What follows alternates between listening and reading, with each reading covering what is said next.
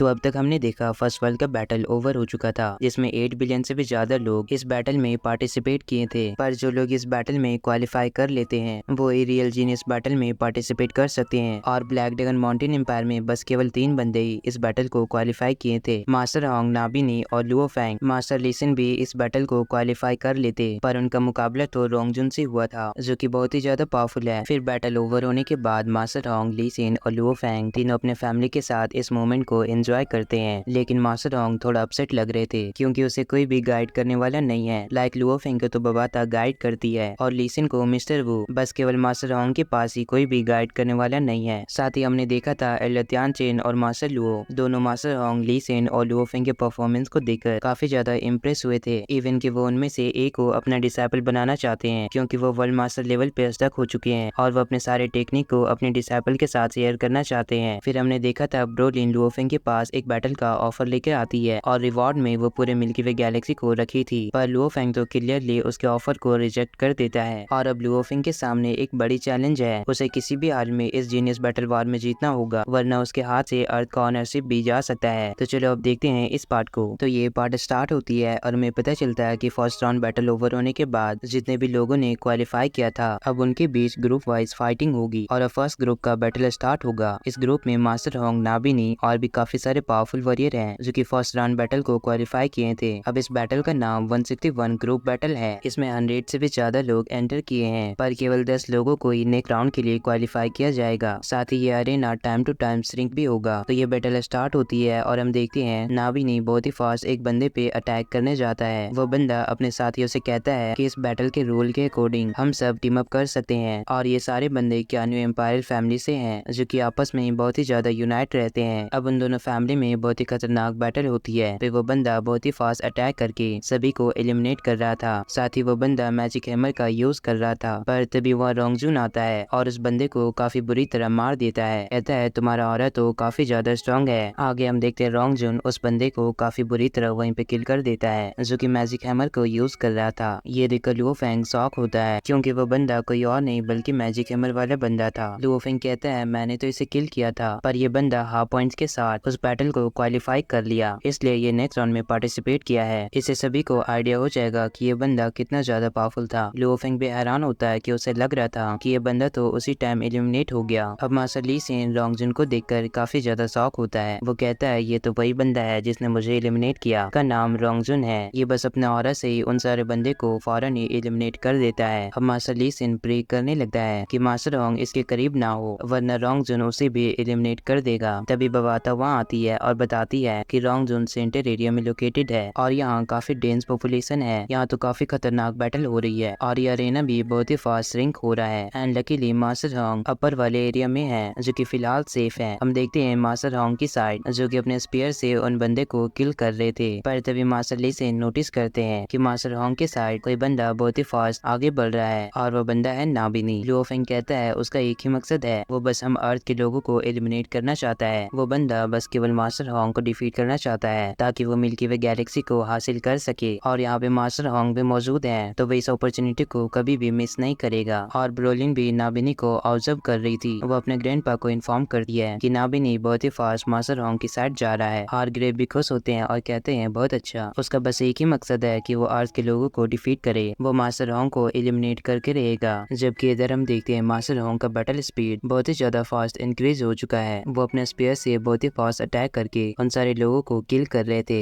लेकिन तभी अचानक ही नाबिनी उस पर अटैक करता है। तो मास्टर होंग अपने स्पीयर से उसके अटैक को ब्लॉक करते हैं, लेकिन नाबिनी अचानक ही मास्टर होंग पे अटैक किया था, जिससे मास्टर होंग का स्पीयर उनके हाथ से छूट जाता है। नाबिनी कहता है कि हम दोबारा से मिले, ये मेरे लिए सबसे अच्छा अपॉर्चुनिटी है। जिस पर मास्टर होंग कहते हैं तुम्हारे आने के तरीके से तुम्हारे नेचर का आइडिया लगता है, क्योंकि नाबिनी मास्टर होंग पे पीछे से अटैक किया था। ये सुनकर नाबिनी को गुस्सा आता है और वो बहुत ही फास्ट मास्टर होंग पे अटैक करता है। मास्टर होंग भी अपने स्पीयर से उस पे काउंटर अटैक करने लगते हैं, लेकिन नाबिनी एक पल में मास्टर होंग के स्पीयर को फ्रीज कर देता है। और अब नाबिनी बहुत ही फास्ट मास्टर होंग पे अटैक कर रहा था, और इस बार तो मास्टर होंग नाबिनी से थोड़ा वीक लग रहे हैं। नाबिनी दोबारा से मास्टर होंग पे स्वॉर्ड से अटैक करता है, पर मास्टर होंग उसे डॉज कर लेते हैं। और अब मास्टर होंग गुस्से में आकर नाबिनी पे अपने स्पीयर से अटैक करते हैं, तो नाबिनी बहुत ही दूर जाकर गिरता है। पर नाबिनी वहीं से ही अपने पूरी चारों तरफ सारी चीजों को फ्रीज करने लगता है है और कहता है अचानक ही तुम्हारा बैटल स्पीड बहुत ही ज्यादा फास्ट हो गया, पहले तुम्हारा बैटल स्पीड इतना ज्यादा फास्ट नहीं था। अगर ऐसी बात है तो मुझे भी अपने पूरे पावर का यूज करना होगा। अब नावी ने हर तरफ अपने फ्रीजिंग अटैक से मास्टर होंग पे अटैक कर रहा था, इवन कि वो मास्टर होंग को पूरी तरह से फ्रीज करके ब्लॉक करना चाहता था। इधर लुओ फैंग और बाकी सारे लोग मास्टर होंग और नाबिनी के फाइट को देखकर काफी ज्यादा शॉक होते हैं, क्योंकि नाबिनी फर्स्ट टाइम अपने फ्रीजिंग अटैक को सभी के सामने रिवील कर रहा है। पहले किसी को भी मालूम नहीं था कि नाबिनी के पास स्नो अटैक है। बवाता बताती है ऐसा लगता है कि अब नाबिनी अपने स्नो अटैक को कंट्रोल कर सकता है। ऐसा लगता है कि वो अपने एबिलिटी का ब्रेक थ्रू कर लिया। उसका एबिलिटी है लॉ ऑफ वाटर ओरिजिन, और इन एबिलिटी का ब्रेक थ्रू करने के लिए कुछ स्पेसिफिक चीजों को कंप्लीट करना पड़ता है। इधर हम देखते हैं मास्टर होंग को नाबिनी अपने फ्रीजिंग अटैक से ब्लॉक करने की कोशिश कर रहा था, पर मास्टर होंग अपने डोमेन को एक्टिव करके उसके अटैक को डिस्ट्रॉय कर देते हैं। इधर लुओ फैंग बवाता से पूछता है वाटर ऑफ लॉ ओरिजिन ये क्या है। वो बताती है इस यूनिवर्स में 8 स्पेशल एबिलिटीज हैं, gold, wood, water, thunder and lightning. इन सब में से तुम्हारा एबिलिटी गोल्ड है, मास्टर लीसन का एबिलिटी लाइटनिंग है, मास्टर होंग का एबिलिटी लाइट है। जितना तुम लोग अपने एबिलिटी के डीप में जाओगे उतना ही तुम सबका स्पेशल एबिलिटी स्ट्रॉन्ग होगा। और अभी मास्टर होंग अपने एबिलिटी का ब्रेक थ्रू नहीं किए हैं, इसलिए वो इस फाइट में थोड़ा वीक लगेंगे, क्योंकि नाबिनी तो अपने एबिलिटी का ब्रेक थ्रू कर चुका है। इस साइड नाबिनी मास्टर होंग पे लगातार स्नो अटैक कर रहा था, इवन कि वो मास्टर होंग पे स्नो से मल्टीपल अटैक करता है, जिसे मास्टर होंग अपने स्पेयर से सारे अटैक को ब्लॉक कर देते हैं। पर नाबिनी पीछे से उस पे किक करके काफी दूर पीछे कर देता है। अब वो दोनों क्लोज रेंज में आकर लगातार फाइट कर रहे थे। कभी नाबिनी अपने शॉट से मास्टर होंग को डिफीट कर रहे थे, तो कभी मास्टर होंग अपने स्पेयर से नाबिनी पे अटैक कर रहे थे। पर इस बैटल में नाबिनी मास्टर होंग से काफी ज्यादा स्ट्रॉन्गर लग रहा है। नाबिनी उस पे शॉट से अटैक करता है, तो मास्टर होंग उसके अटैक को ब्लॉक करने के लिए अपने डोमेन को एक्टिवेट करते हैं, पर वो उसके अटैक को ब्लॉक नहीं कर पाते, क्योंकि नाबिनी उसे डॉज करते हुए पीछे से अटैक करता है और दोबारा से मास्टर होंग पीछे चले जाते हैं। नाबिनी फिर से अपने स्नो अटैक का यूज करने लगता है, इवन कि वो इस बार मास्टर होंग को भी फ्रीज करने वाला था। वो कहता है कि तुम फंडामेंटल लॉ को समझ नहीं सकते, इवन कि तुम अपने डोमेन से भी इस फंडामेंटल लॉ को ब्लॉक नहीं कर सकते। वो एक साथ मास्टर होंग पे बहुत सारे सॉल अटैक करता है, कहता है कि मिल्की वे गैलेक्सी हमारा होगा। मास्टर होंग काफी बुरी तरह उन कॉलम से कोलाइड होते हैं। नाबिनी कहता है बेहतर होगा कि तुम हार मान लो, और अब वो मास्टर होंग पे काफी पावरफुल अटैक करने वाला था, पर इतने में मास्टर होंग काफी ज्यादा गुस्सा होते हैं, इवन के गुस्से से उनका आई भी ग्लो करने लगता है। ये देखकर एलर मिंग्यू, गासन वेदी काफी ज्यादा शॉक होते हैं। लुओ फैंग, जी किंग, मास्टर लुओ सारे लोग काफी ज्यादा हैरान थे। नाबिनी तो काफी खुश लग रहा था, क्योंकि उसे लग रहा था कि वो मास्टर होंग को आज किल कर देगा। पर तभी गुस्से से मास्टर होंग अपना पूरा ऑरा रिलीज करते हैं और कहते हैं अगर तुम ये सोच रहे हो तो तुम बहुत बड़ी गलतफहमी में हो। और वो अपने डोमेन को एक्टिवेट करते हैं। डोमेन के एक्टिवेट होते ही नाबिनी उस पर अटैक भी नहीं कर पाता है। इधर लुओ फैंग कहता है ऐसा लगता है कि मास्टर होंग ने ब्रेक थ्रू कर लिया है। मास्टर लुओ बताते हैं कि होंग अभी काफी क्रिस्टल से मूवमेंट में है, क्योंकि वो अपने 6 फोल्ड डोमेन से 7 फोल्ड डोमेन में ब्रेक थ्रू किया है, जिससे अब उसकी स्पीड डोमेन के अंदर बहुत ही ज्यादा फास्ट हो चुकी है। और हम देखते हैं सच में मास्टर होंग का स्पीड डोमेन के अंदर बहुत ही ज्यादा फास्ट हो जाता है, इवन कि वो अब नाबिनी को बहुत ही स्पीड में किल कर पा रहे थे। वो अपने स्पेयर से नाबिनी पे इतना फास्ट अटैक करते हैं कि नाबिनी को उस अटैक को ब्लॉक करने का मौका भी नहीं मिलता है। मास्टर लुओ होंग की तारीफ करता है और कहता है ये रियल जीनियस है। इधर जैसे ही नाबिनी को मौका मिलता है वो फौरन ही मास्टर होंग पे नो अटैक करने वाला था, पर डोमेन के अंदर मास्टर होंग का स्पीड अनबीटेबल था। वो फौरन ही उसके अटैक को ब्लॉक करके उस पर अटैक करते हैं और उसे काफी बुरी तरह पीटते हैं, जिससे नाबिनी डोमेन के बाहर आ जाता है और वो फौरन ही अपने चारों ओर स्नो अटैक करता है। तभी ली सिन और लुओ फैंग नोटिस करते हैं कि मास्टर होंग और नाबिनी के साथ कोई बंदा बहुत ही फास्ट आगे बढ़ रहा है। बवाता बताती है ये 88 वर्ल्ड जोन में टॉप 3 रैंक पे था। ये बंदा बहुत ही ज्यादा पावरफुल है और ये कोई और नहीं बल्कि रोंगजुन है। इधर नाबिनी और मास्टर होंग बैटल कर रहे थे, तभी बीच में रोंगजुन आता है और अभी भी नाबिनी मास्टर होंग पे स्नो से अटैक कर रहा था, इवन कि वो स्नो का डोमेन बनाकर मास्टर होंग पे टारगेट करता है और नाबिनी मास्टर होंग को वहीं पे फ्रीज कर देता है और रोंगजुन से कहता है तुम मेरे बदले इसे एंटरटेन कर सकते हो। इतना कहकर नाबिनी वहाँ से फौरन ही चला जाता है। अब सारे लोगों की नजर रोंगजुन पे थी कि रोंगजुन मास्टर होंग को कैसे किल करेगा, पर रोंगजुन उस पे अटैक नहीं कर रहा था। वो कहता है ये बैटल तो इंटरेस्टिंग नहीं है, और इतने में पूरा अरेना सिकुड़ने लगता है। पर तभी वो नोटिस करता है कि मास्टर होंग तो अपने सारे स्नो को डिस्ट्रॉय कर रहे हैं और बस कुछ पल में वो अपने सारे स्नो को डिस्ट्रॉय कर देते हैं। ये देखकर रोंगजुन कहता है कि इस बंदे में तो कोई भी फियर नहीं है, ये अपने आखिरी सांस तक बैटल करना चाहता है। फिर रोंगजुन मास्टर होंग पे अटैक करने जाता है। इधर से मास्टर होंग भी उस पे अटैक करने वाले थे। दोनों एक दूसरे पे अटैक करने वाले थे। अब सारे लोग उम्मीद लगाए थे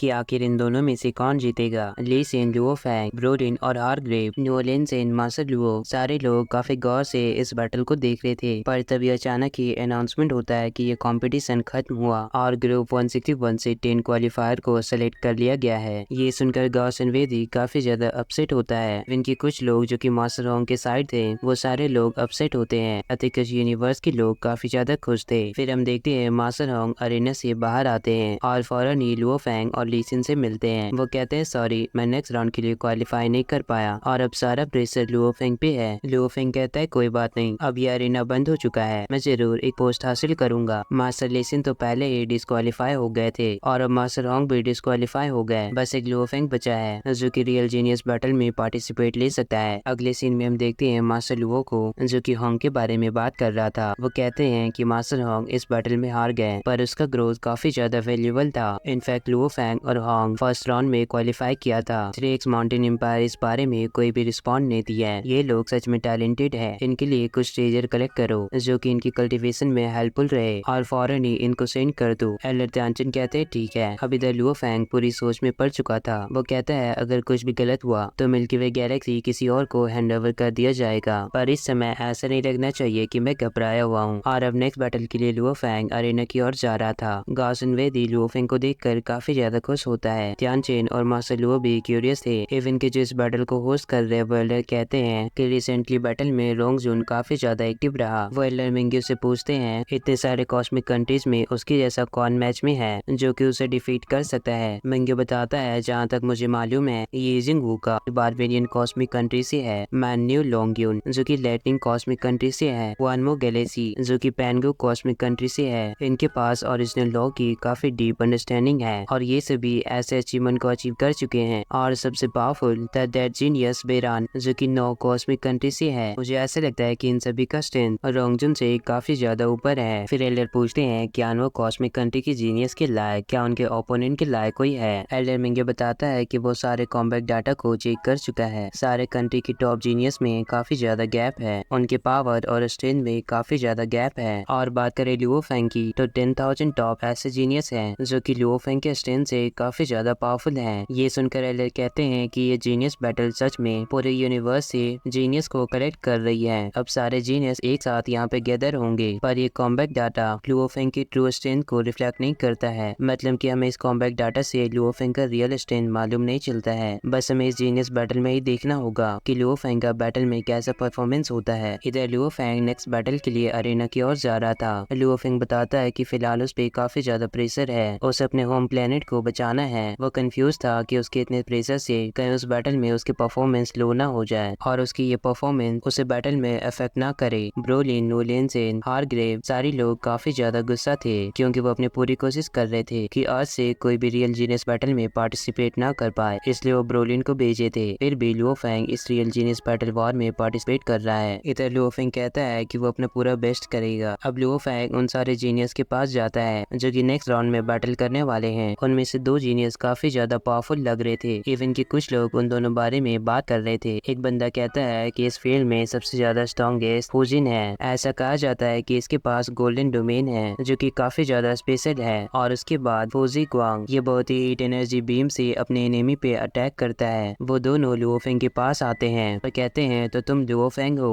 लुओ फेंग बिल्कुल ही कॉन्फिडेंस में था, वो उनसे घबराता भी नहीं है। फूजी ग्वांग कहता है थैंक यू, बस तुम्हारे वजह से क्यानो इम्पेरियल फैमिली के दूसरे वॉरियर फौरन ही एलिमिनेट हो गए। फूजिन कहता है तुमने तो क्यानो इम्पेरियल फैमिली के हाफ वॉरियर को किल किया है, बस तुम्हारे वजह से ही हम दोनों आज लीड पे हैं। हम दोनों क्यानो इम्पेरियल फैमिली से लीड कर रहे हैं और अब ये कंपटीशन स्टार्ट होने वाला है। और क्यानो फैमिली के वॉरियर जाने से पहले लुओ फेंग से कहते हैं शायद ये बच्चा अब डर चुका है, पर लुओ फेंग भी जाने से पहले उन सभी को रिप्लाई करता है अगर तुम उन सभी को भी ज्वाइन कर लो तब भी मैं तुम्हें आउट होने में हेल्प करूंगा। ये सुनकर क्यानो फैमिली इम्पेरियल को काफी ज्यादा गुस्सा आता है और अब सारे वॉरियर अरेना में टेलीपोर्ट होते हैं जहाँ पे अब क्यानो इम्पेरियल फैमिली के लोग लुओ फेंग को एक फर्स्ट टारगेट बना लेते हैं। उनमें से एक बंदा कहता है पहले लुओ फेंग को किल करो, तो लुओ फेंग भी उनसे फाइट करने के लिए तैयार हो जाता है। लुओ फेंग सभी को गौर से देख रहा था। फूजिन लुओ फेंग को इशारा करते हुए उसे अपनी ओर बुलाता है। फिर एलर अनाउंसमेंट करते हैं कि ये बैटल स्टार्ट होता है। इतना सुनते ही क्यानो फैमिली के सारे लोग बहुत ही फास्ट लुओ फेंग पे अटैक करने जाते हैं। उनमें से एक बंदा अपने स्पेयर से लुओ फेंग पे अटैक करता है, पर लुओ फेंग उसे डॉज करते हुए एक पूरे कॉलम को ही डिस्ट्रॉय कर देता है और फौरन ही उन बंदे को किल करने लगता है। तभी अचानक ही दो बंदे उस पर अटैक करने वाले थे, पर लुओ फेंग माउंटेन सील से उनसे बच जाता है, पर उनके अटैक से लुओ फेंग बहुत ही दूर पीछे जाने लगता है। लुओ फेंग कहता है मुझे इस बैटल स्पेस का फायदा उठाना होगा, क्योंकि अभी यह अरेना काफी ज्यादा बड़ा है। कुछ देर बाद यह अरेना श्रिंक होने लगेगा, क्योंकि अभी वो अरेना बड़ा है। तो लुओ फेंग अपने डिवाइन वेपन का यूज करते हुए लॉन्ग रेंज में अपने ओपोनेंट को एलिमिनेट कर सकता है, और अगर यह अरेना श्रिंक हो जाएगा तो वो शॉर्ट रेंज में अपने एनिमी को किल नहीं कर पाएगा। इसलिए वो शुरुआत में ही अपनी डिवाइन वेपन को यूज करने लगता है। एक बंदा बहुत ही फास्ट लुओ फेंग को किल करने वाला था, पर वो उसे अपनी डिवाइन नाइफ से ही किल कर देता है। ये देखकर दूसरा बंदा काफी ज्यादा शॉक होता है और कहता है कि इसके पास तो काफी खतरनाक मूव है। लुओ फेंग के अटैक को देखकर क्यानो फैमिली के बंदे काफी ज्यादा शॉक थे। वो कहते हैं लुओ फेंग आखिर इतना ज्यादा स्ट्रॉन्ग कैसे हो सकता है। तभी लुओ फेंग उनमें से तीनों बंदे को बड़ी आसानी से किल कर देता है। ये देखकर फूजिन गुआंग उनसे कहता है तुम लोग किसी काम के नहीं हो, और अब वो अपने अटैक को लुओ फेंग की ओर टारगेट करने लगता है। लुओ फेंग कहता है कि इसका अटैकिंग रेंज तो काफी दूर है, पर ये डिस्ट्रक्टिव पावर को रिलीज कर सकता है। इसलिए लुओ फेंग उसके अटैक से बचने के लिए उन कॉलम की ओर उसे चकमा दे रहा था, लेकिन तभी आगे से उस फैमिली का बंदा लुओ फेंग पे अटैक करता है। तो लुओ फेंग उसे फ्लाइंग नाइफ से एलिमिनेट कर देता है। इतने में ही फूजिन गुआंग उस पर अटैक करता है, तो लुओ फेंग माउंटेन सील से उससे बचने की कोशिश करता है, पर इस अटैक के सामने माउंटेन सील कुछ भी नहीं था। वो लुओ फेंग को प्रोटेक्ट नहीं कर पा रहा था। फौरन ही पैंथम सॉर्ड स्टाइल को यूज करने की कोशिश करता है, पर फूजिन गुआंग का अटैक बहुत ही ज्यादा पावरफुल था। लुओ फेंग अपने पैंथम सॉर्ड का यूज कर रहा था, पर फिर भी उसका पैंथम सॉर्ड उसके अटैक को ब्लॉक नहीं कर पाता है। लुओ फेंग कहता है कि इसके अटैक के सामने मैं अपने पैंथम सॉर्ड को भी यूज नहीं कर पा रहा हूँ, आखिर ऐसा क्यों हो रहा है। इतने में फूजिन लुओ फेंग को काफी जोरदार किक मारता है, जिससे लुओ फेंग बहुत ही दूर पीछे गिरने वाला था, पर मौका मिलते ही लुओ फेंग मोइन वाइन का यूज करता है और फूजिन को चकमा देता है। अब फूजिन और लुओ फेंग का स्पीड इतना ज्यादा फास्ट है, लुओ फेंग अपने आगे आने वाले वॉरियर को फौरन ही किल करके उसे कंफ्यूज कर रहा था। फिर लुओ फेंग पीछे से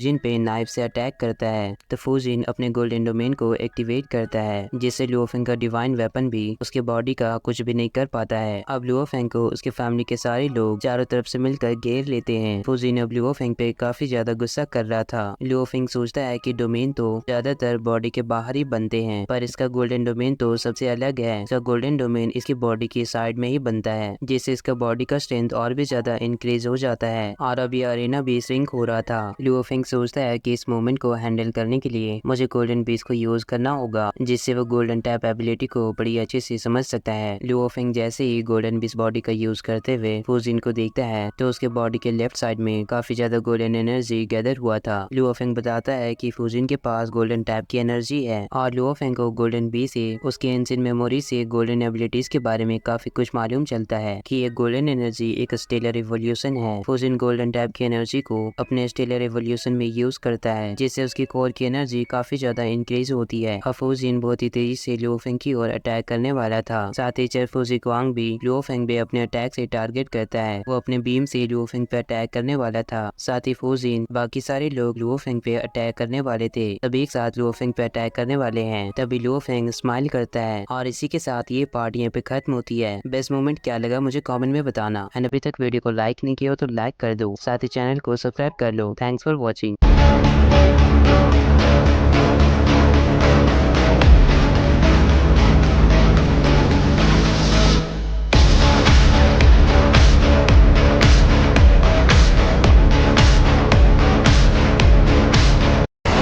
杀一头王级怪兽，就是救下10万100万同胞的性命，所以全部都去死吧！